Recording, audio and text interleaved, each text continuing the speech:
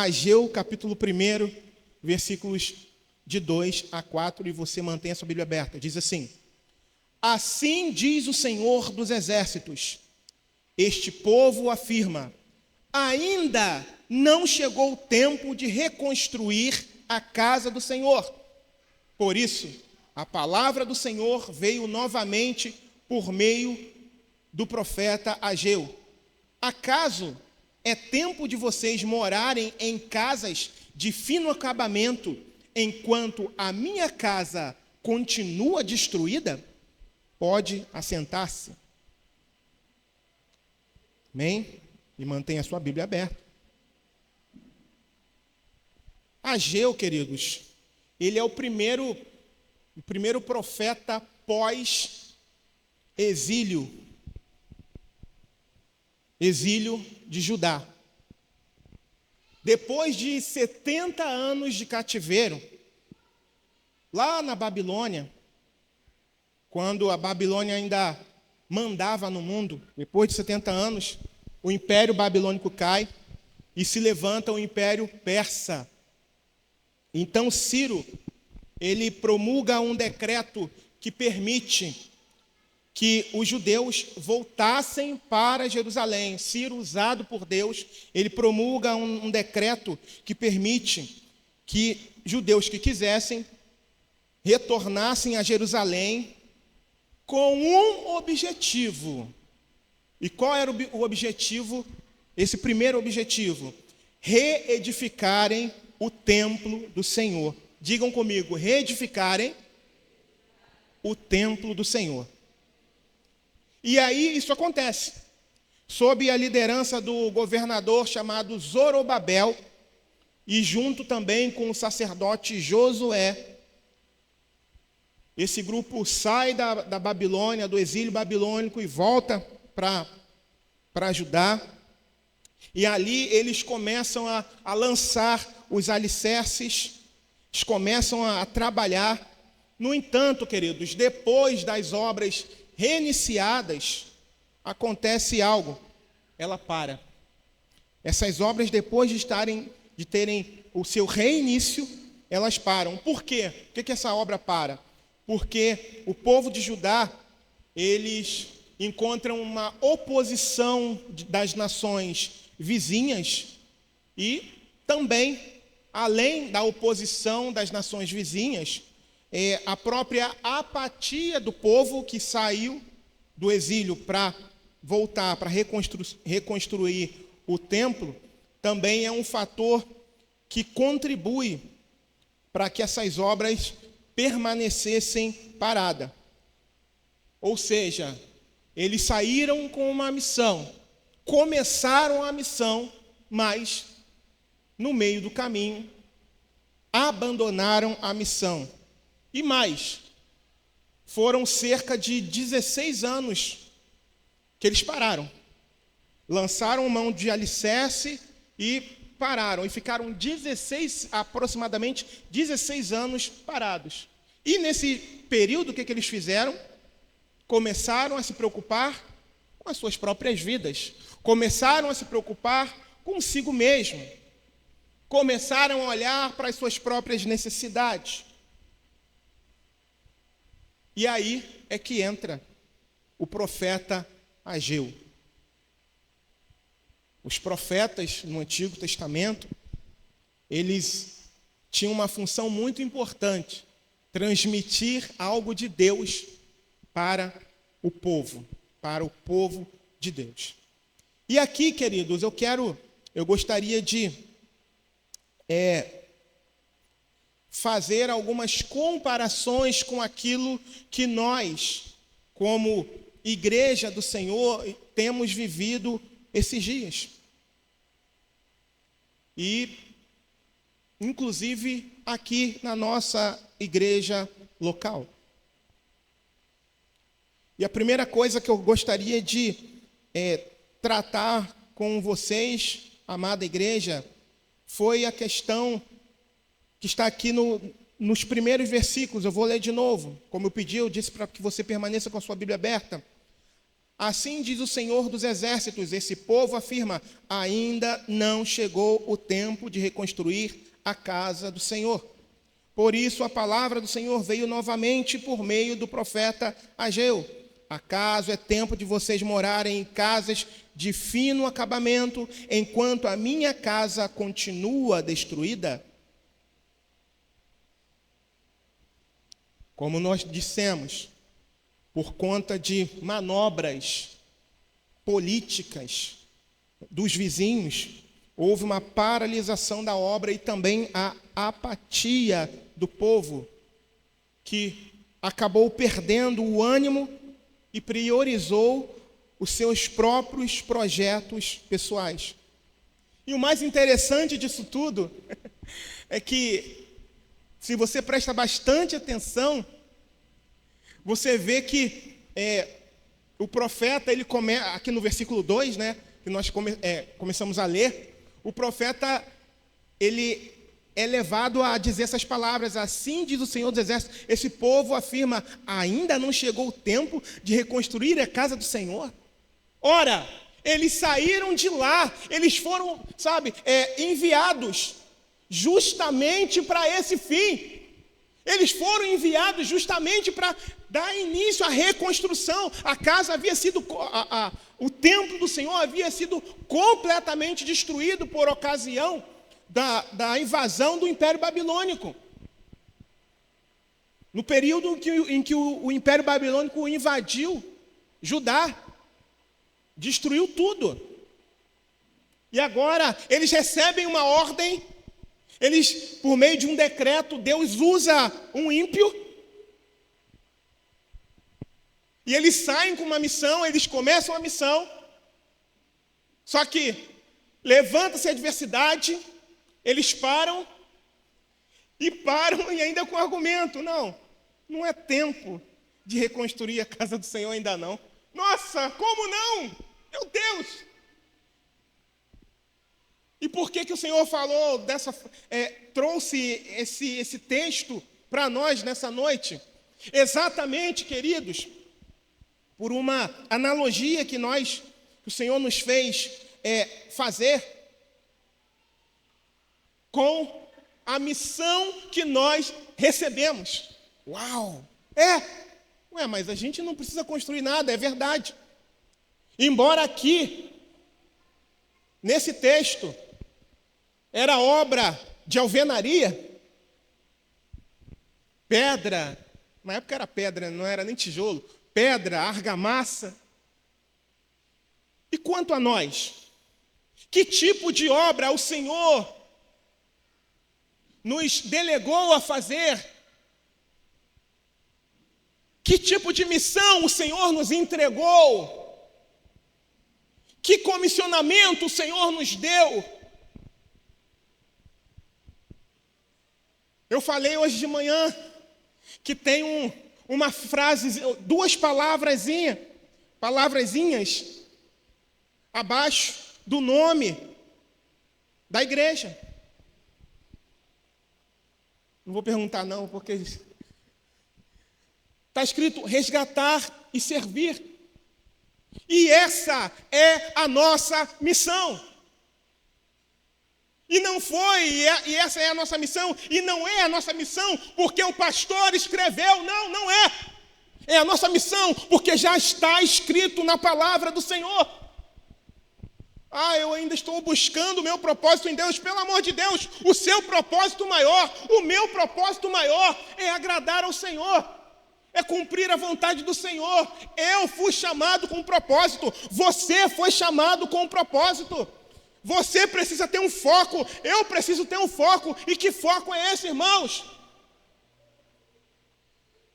Fazer a obra de Deus, cumprir o ID de Jesus, é ir e fazer discípulos para a honra e para a glória do nome do Senhor. Essa é a nossa principal missão, amada igreja do Senhor. E não é porque o pastor pediu para escrever lá, não, é porque está escrito. Está escrito. Não é algo que o pastor, nossa, eu gostei disso, eu quero fazer. Não. Está escrito.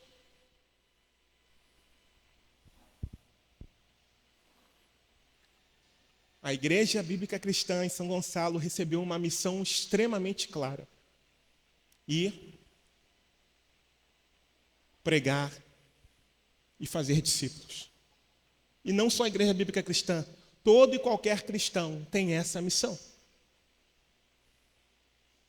E se a gente não faz, nós estamos andando em completa desobediência ao nosso chamado. É a mesma coisa que esse povo, não. Chegou o tempo de reconstruir, ainda não. Como não? Como não?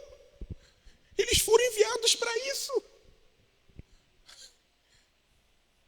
E aí o Senhor nos entrega uma estratégia de trabalho. Uau! Eu tremi na base. Há exatamente 1 ano atrás, o Senhor ministrava ao meu coração. Falei, Senhor, não dá não. Eu já contei isso para vocês. Falei, não. Eu estou acostumado com aquilo que eu conheço. Mas e quanto àquilo que eu não conheço? E o Senhor me respondeu uma outra pergunta que eu havia feito a Ele antes. Eu perguntei, Deus, por que o Senhor me chamou ao pastorado justamente nesse período pós-pandemia? Está tudo tão difícil. Eu falei isso para Deus. O Senhor respondeu ao meu coração. Voltando aqui, desde pequenininho eu estou dentro da igreja, nunca saí. Então, a gente até brincou num período aqui. Josué era o moço de Moisés. A gente brincou aqui no período que a gente estava num curso chamado ECAL. E a gente dizia que Josué anotava cada passo de Moisés. Ele tinha claro que não tinha, tá, irmãos? Era só uma ilustração. Ele tinha uma agendinha que ele anotava cada passo. E quando ele soube que ele iria, era como se Deus falasse para ele, olha, Josué, agora Moisés, meu servo, é morto, e agora você vai assumir a liderança, a direção do meu povo. Eu fico imaginando, claro que isso não aconteceu, tá? Mas imagina, Josué, não, Senhor, pode deixar comigo. Desde novo eu estou do lado de Moisés, eu já sei tudo. Eu vi cada passo de Moisés, eu sei cada vírgula, eu anotei tudo, Deus. Aí Deus, tá, só esqueci de te dizer uma coisa, não tem essa agendinha sua aí, que você guardou por anos? Joga fora. Mas joga fora. Eu vou trabalhar de uma outra forma com você. E foi isso que Deus falou no meu coração.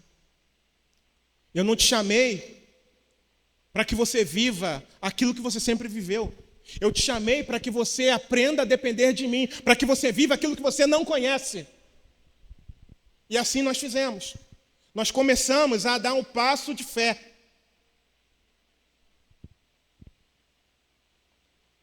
Cadê o Cleiton?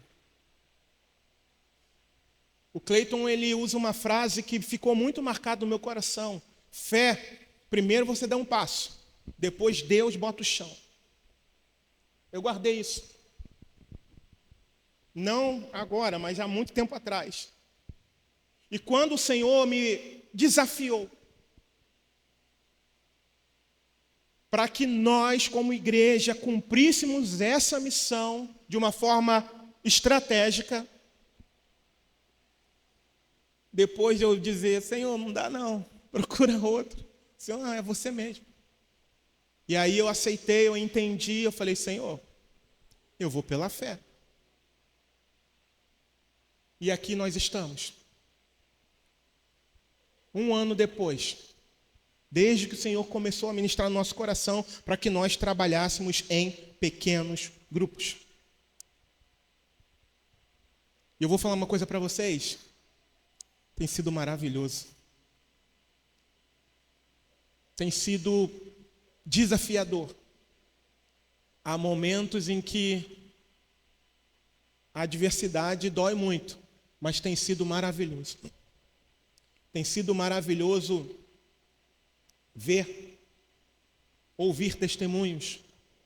Tem sido maravilhoso ver pessoas famintas e sedentas pela presença de Deus. E foi essa a missão que o Senhor nos deu. Trabalhem com pequenos grupos. Trabalhem de forma coletiva. Para quem não sabe, para quem está visitando a gente, antes nós tínhamos um grupo de evangelismo. E somente o grupo de evangelismo era responsável pela evangelização. Antes de assumir o pastorado, eu era um dos líderes. Depois que eu assumi o pastorado, eu passei para a Jéssica, a liderança. E foi um trabalho maravilhoso. Mas nós entendemos, pela palavra, que a missão da evangelização do mundo não é de um grupo de evangelismo, não é de uma agência missionária, embora ela seja importante. Mas sabe de quem é? Me ajudem, por favor? Vocês estão tão tímidos. Bate no peito assim, pode bater, não precisa ter medo não. É da igreja. É da igreja. É minha, é sua. Mas eu não sou muito chegado nesse negócio de evangelização. Mas foi para isso que o Senhor te chamou. Para proclamar o evangelho. Então aqui, fazendo uma comparação, é claro que nós não estamos falando de obra de alvenaria. O Senhor deu uma missão para ajudar. E por causa das adversidades, eles pararam. Vamos lá. Eu vou fazer uma pergunta que vocês já sabem. Esse processo de implantação tem sido fácil, sim ou não? Nossa, parece que eu ouvi um coro aqui. E aí, irmãos? Realmente, eu concordo com vocês em gênero, número e grau, intensidade. Só que eu sei quem me enviou. Eu sei quem foi que me desafiou. Não a palavra desafio, não num sentido pejorativo, não. Eu sei quem foi que falou, vai, cara. Você não fala de fé, você não canta de fé, você não prega de fé. E cadê a sua fé? E é isso que eu estou dizendo para vocês hoje. Perseverem. Olhem para frente. Eu já falei de voo. Eu não tenho medo de andar de avião, não, tá? Embora eu nunca tenha viajado. Tem gente que morre de pavor de avião porque ouviu falar de turbulência. Para! Foca no objetivo. Para! Eu não vou para o avião que eu morro de medo. Tá bom.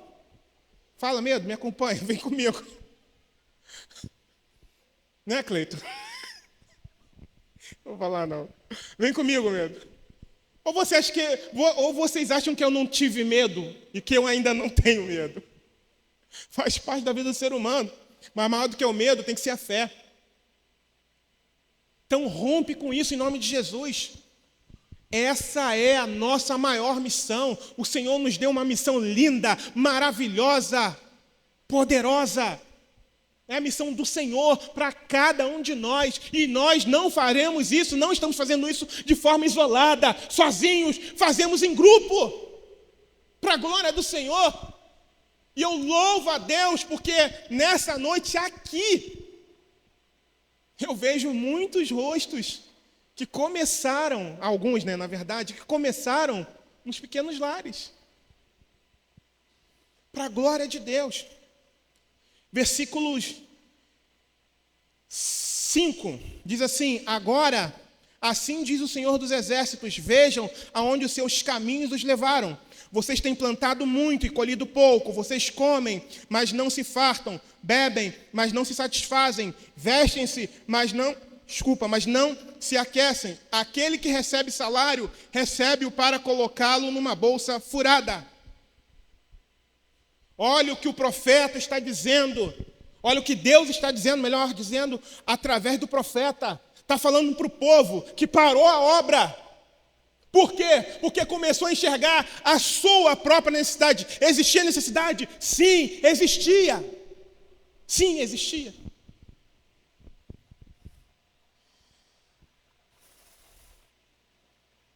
Queridos, São Gonçalo, alguns anos atrás, foi reconhecido estatisticamente como o município com maior quantidade de igrejas evangélicas no mundo. Pois perdeu o posto, mas foi considerado. E aí eu quero ler aqui algo que um amigo que ninguém conhece escreveu num blog em 2014. Obviamente estou falando do nosso pastor Alan, né? Olha só o que ele escreveu. O título da reportagem no blog dele, que ainda está no ar, eu fiz questão de ir lá dar uma olhada, é o título: A cidade mais evangélica do mundo. E daí? Foi o título. E aí, eu peguei só um trechozinho, tá? Porque não dava para pegar tudo. Diz assim: o que importa é converter-se a Jesus Cristo, e não a uma denominação. Se realmente todos os evangélicos de São Gonçalo fossem convertidos a Cristo, veríamos um enorme impacto positivo na sociedade. Isso ocorreria naturalmente, pelo simples fato de que um verdadeiro cristão não se conforma com este mundo, mas se torna um agente de transformação social, trazendo a realidade do reino de Deus para a terra, por meio do senhorio de Cristo. Ora, se a maioria dos habitantes de São Gonçalo é mesmo cristã, onde estão os sinais do reino de Deus nesta cidade? Esse foi o questionamento. Ué, pastor, mas o que tem a ver esse questionamento com esse versículo? Um alerta para mim e para você. Esse povo aqui começou a olhar para suas próprias necessidades. E havia necessidade, não é que não havia, não. Inclusive, a questão financeira não estava legal. E inclusive, foi por isso que eles afirmaram que ainda não havia chegado o tempo de reconstruir a casa. Porque a situação financeira de Judá era deplorável. Irmãos, mas quando Deus dá uma ordem, não importa a circunstância, a gente precisa fazer. Então, o que aconteceu com eles aqui? Eles estavam trabalhando, eles estavam tentando conquistar, estavam tendo coisas, mas não se satisfaziam. Não se satisfaziam. E hoje eu enxergo a mesma coisa acontecendo aqui dentro. A mesma coisa.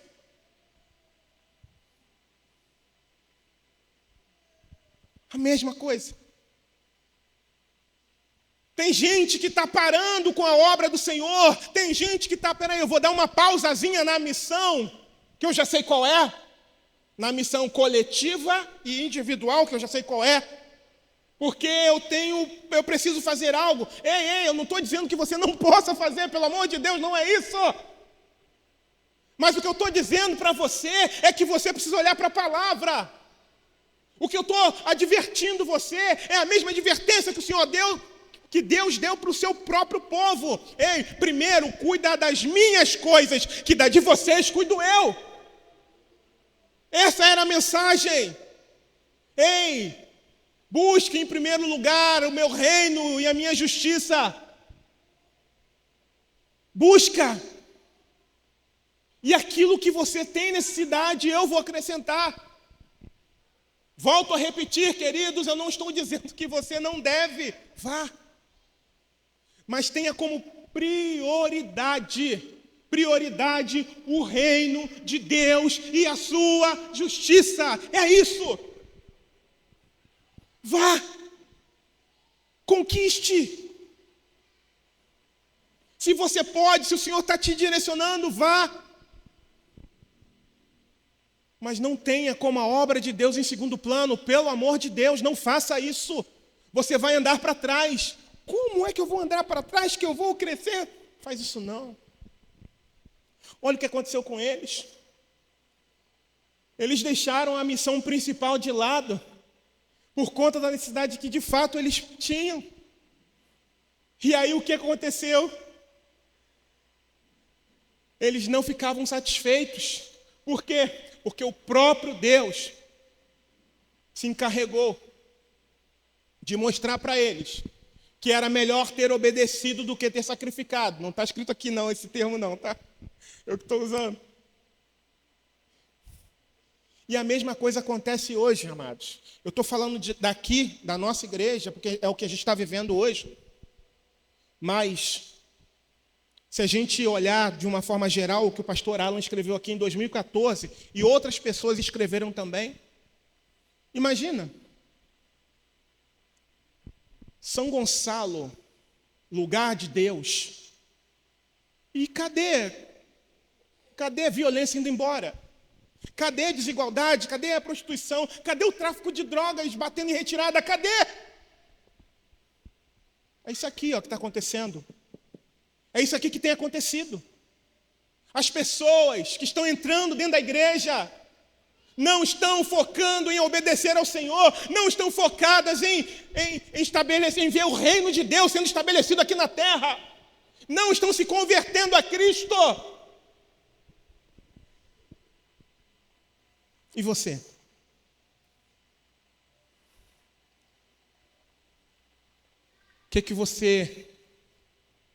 Qual é o desejo do seu coração?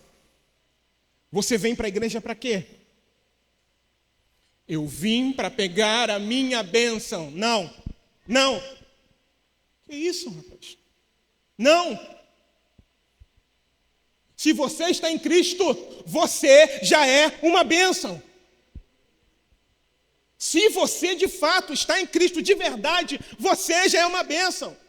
Então a gente entra por essas portas, não é para, eu vim pegar a minha bênção. Não, eu vim para oferecer o meu melhor para aquele que deu tudo para mim, para aquele que me deu salvação, para aquele que me perdoou, para aquele, que me pegou do meio do lamaçal do pecado, me limpou, me lavou. Então eu venho entregar o meu melhor para Ele, dentro das minhas limitações, das minhas imperfeições, eu venho para isso. Tudo bem, tem gente que não conhece a palavra, tudo bem. Mas mesmo que você não conheça, se você entrou com um propósito diferente desse, corrija a sua trajetória. A palavra do Senhor declara, porque dele, por ele, para ele são todas as coisas. Glória, pois, a ele, eternamente, e amém. E aí, queridos, o direito de ir e vir cerceado, interrompido. Tem lugar que você tem que ir, tem que ficar ligando alerta. Tem lugar que você não pode entrar com o vidro fechado. Isso é normal? Isso é natural? Para um município, a antiga estatística, falava que era cheio de igreja. Isso é natural? Isso é normal? Tem alguma coisa de errado acontecendo. A gente precisa despertar. A gente precisa despertar, amada igreja, foco na missão. A gente precisa ter foco na nossa missão. E a nossa missão é estabelecer o reino de Deus aqui na terra.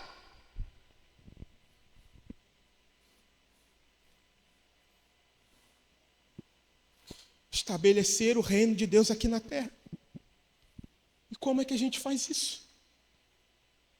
Se arrependendo de não ter obedecido ao Senhor, se arrependendo de sermos uma igreja. Hoje pela manhã nós falamos um pouco sobre isso também, de ter pessoas neutras dentro da igreja. A neutralidade é um pecado terrível contra Deus, porque nós não fomos chamados para ficar na inércia, nós fomos chamados para cumprir um propósito, e o propósito não pessoal, mas um propósito de Deus. A nossa principal missão é cumprirmos o propósito de Deus. Eu não posso ter sonhos? Pode, claro. Deve. Você está vivo? Eu estou vivo, por que eu não posso sonhar? Mas o foco principal, lembra dessa palavra? Foco principal é o Senhor. Deixa eu perguntar uma coisa. Você não tem o desejo de poder ir e vir em qualquer lugar aqui, não? Ei, O governador não vai dar jeito, não. Que isso? Segurança pública também não vai dar jeito, não. Sabe por quê? Porque o que está acontecendo é espiritual. Sabe quem pode contribuir para que essas coisas sejam transformadas? Faz assim, ó. Tá, só quero corrigir uma coisa. Não é você e nem eu. É através de nós, pelo Senhor. É Ele. É por causa dEle. Se nós nos posicionarmos como igreja, se nós, levarmos a sério a nossa missão aqui, a começar por nós aqui.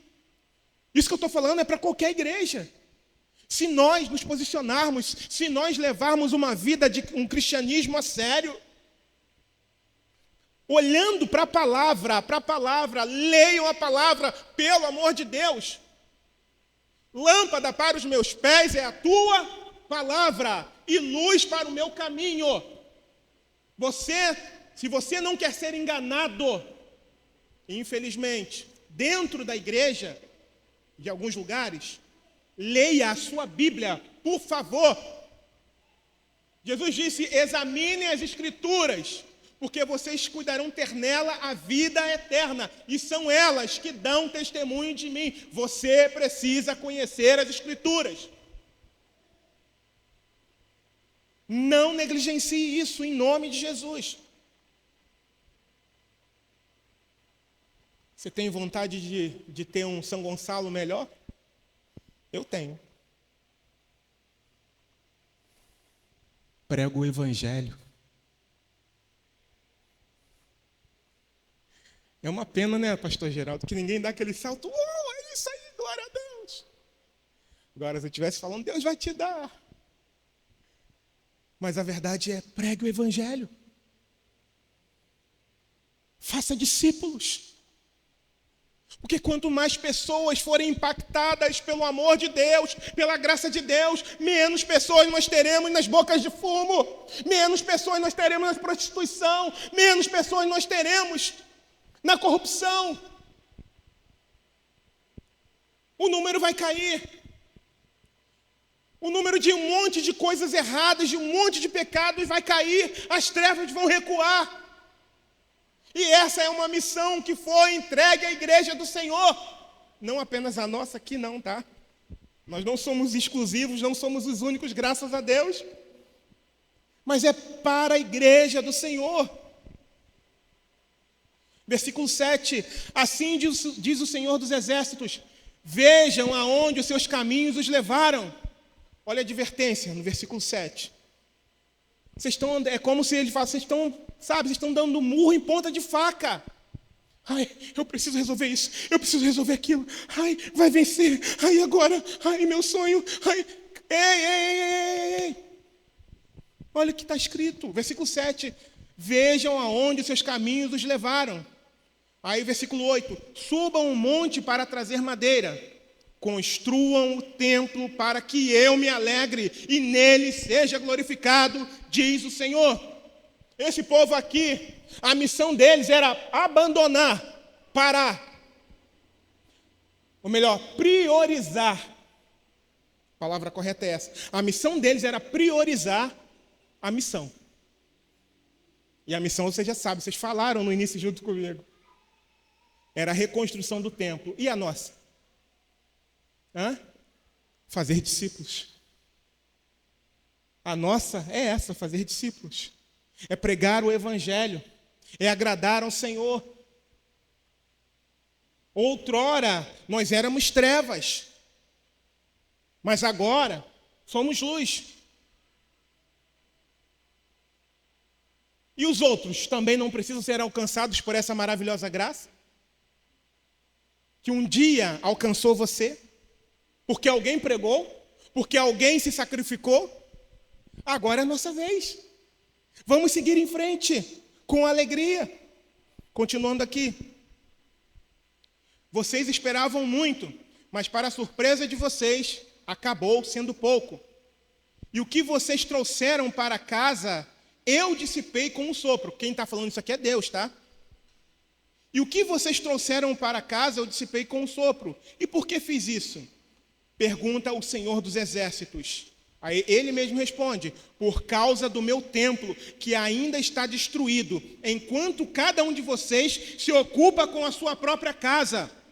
Por isso, por causa de vocês, o céu reteve o orvalho, e a terra deixou de dar o seu fruto. Provoquei uma seca nos campos e nos montes, que atingiu o trigo, o vinho, o azeite e tudo mais que a terra produz, e também os homens e o gado. O trabalho das mãos de vocês foi prejudicado. Aqui o profeta está apontando que a falta de uma vida bem-sucedida, a falta de sucesso nas colheitas e nos empreendimentos financeiros era o resultado direto, presta atenção nisso, era resultado direto da negligência do povo à ordem que Deus havia estabelecido. O profeta está dizendo isso. Ou seja, está tudo ruim assim por causa da desobediência de vocês. Trazendo para nós, tem barricada assim, porque a gente não faz o nosso papel.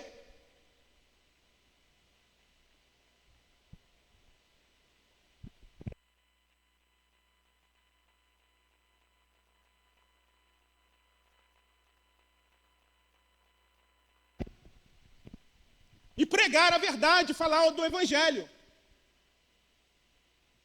E aí as bênçãos dos céus estão retidas. Deus quer dar. Deus já tem bênçãos liberadas para nós. Inclusive prosperidade, por que não? Só que o modo de Deus nos abençoar não é da nossa maneira, não é do jeito que a gente acha que tem que ser. É do jeito que Ele diz que tem que ser.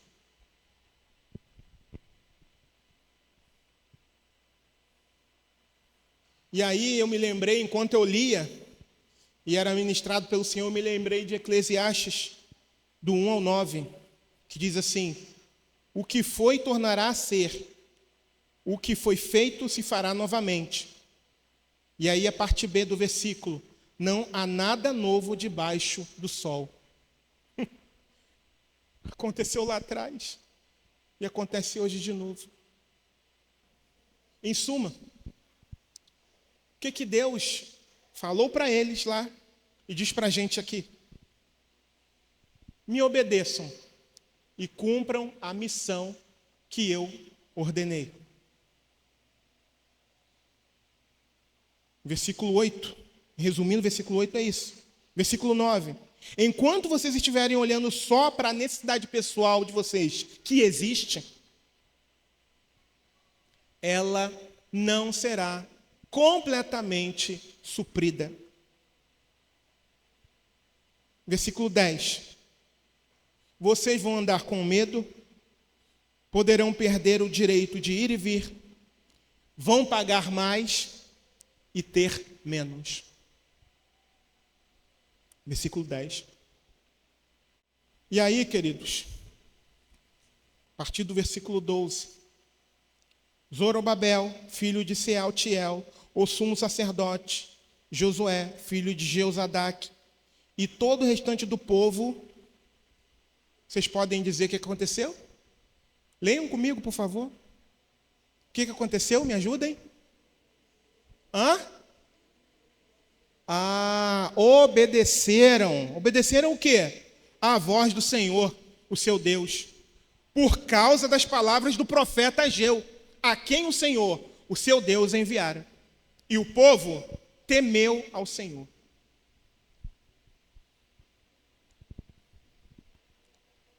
Você quer ter um município transformado? Arrependa-se. Eu quero ter um município transformado, eu preciso me arrepender e priorizar o reino. Você quer ter um município transformado? Você quer ter um estado transformado? Nós precisamos ser relevantes aqui. Hoje pela manhã nós falamos sobre isso. A irrelevância é aquele que não tem valor algum. Quando o Senhor começou a falar comigo, eu comecei a sonhar. Não com as minhas coisas, mas com as coisas do reino dele. Eu comecei a sonhar com uma igreja relevante aqui, nesse bairro aqui. Uma igreja que faz a diferença aqui dentro, entre nós, mas também faz diferença com quem está passando lá fora.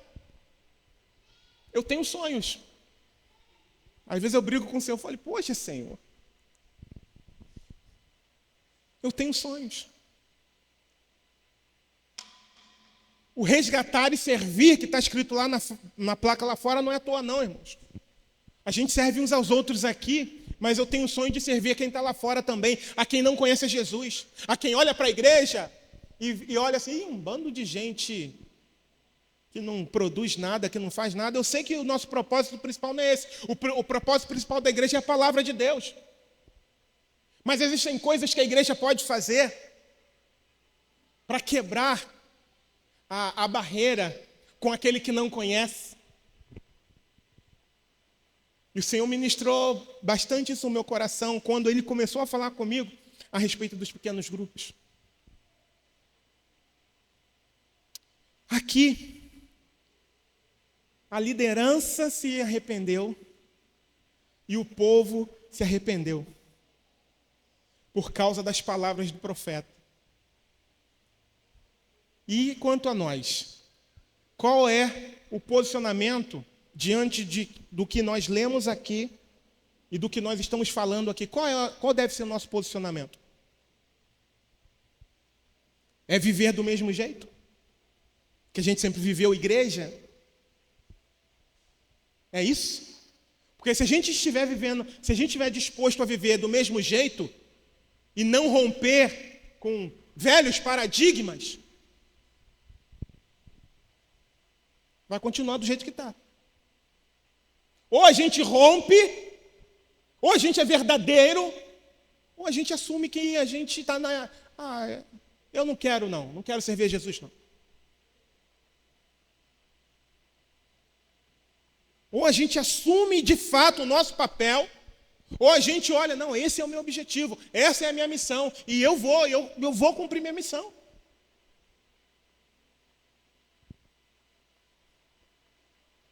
O povo aqui obedeceu a voz do Senhor, obedeceu a orientação do profeta. E você, e eu, o que nós precisamos fazer? O mesmo.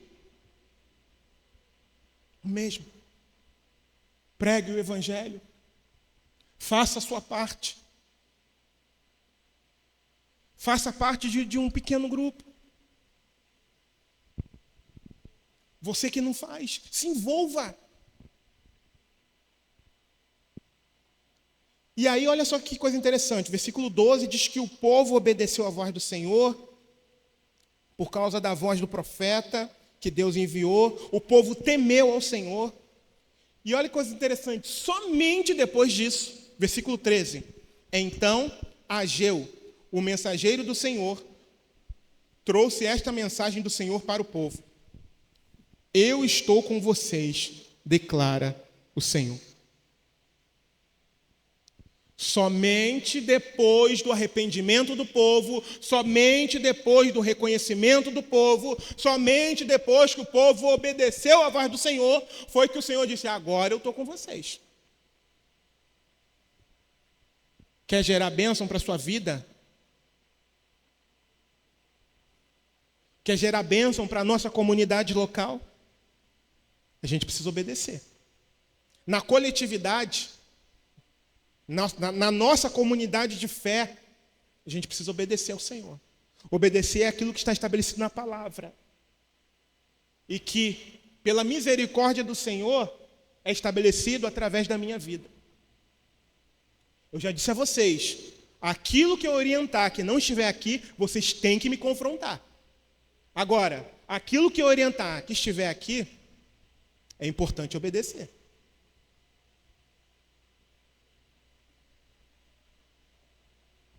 É importante a gente obedecer. Estamos finalizando, queridos. Assim, versículo 14, assim o Senhor encorajou o governador de Judá, Zorobabel, filho de Sealtiel, o sumo sacerdote Josué, filho de Josadaque, e todo o restante do povo, de modo que eles fizeram o quê? Começaram a trabalhar no templo do Senhor dos exércitos, o seu Deus, no dia 24 do 6º mês do 2º ano do reinado de Dario. Ou seja, depois que o profeta foi enviado,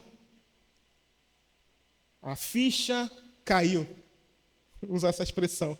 E vacilamos. E quanto a nós? Será que você pôde entender o que nós falamos aqui nessa noite?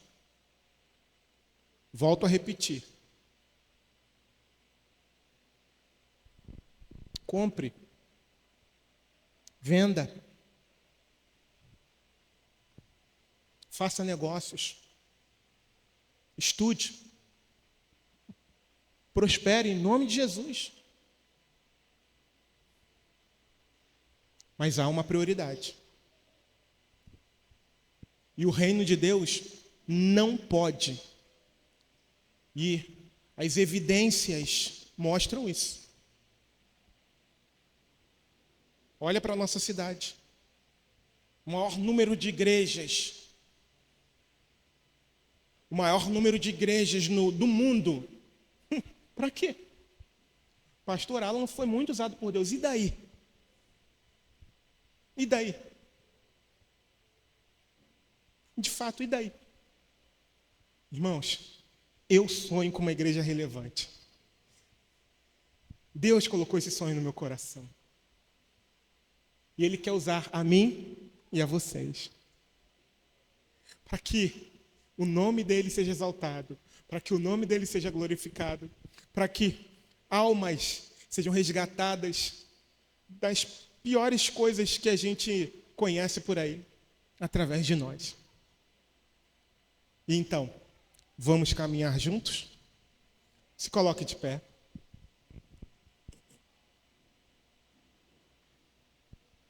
Eu finalizo aqui com um versículo que diz assim: acaso, Ageu falando para o povo, né? Acaso é tempo de vocês morarem em casas de fino acabamento, enquanto esta casa continua destruída? Ou seja, o que o profeta estava dizendo aqui? Acaso é momento de vocês terem como prioridade principal a vida de vocês, em detrimento, ao invés de priorizar o reino de Deus? Essa é a pergunta para nós. Para eles era o tempo, para nós é prioridade. É tempo de vocês priorizarem as coisas de vocês que de fato vocês precisam, ao invés do que é mais urgente, que é o reino. Olha a nossa nação, olha os nossos governos, olha Brasília, misericórdia. Eu não estou falando de lados não, tá?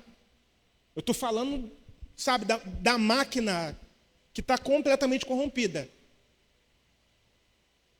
Então, ó, chegou a hora da gente despertar, antes que seja tarde demais. Chegou a hora da igreja aqui, de nós fazermos a nossa parte. Nós fazemos a nossa parte. Bem, eu não vou nem dizer que eu estou disposto a fazer, né? Que eu sou o primeiro. Porque eu estou pregando isso aqui, eu preciso viver o que eu prego. Eu estou disposto. Na verdade, já há algum tempo, né? A carne está ficando calejada já.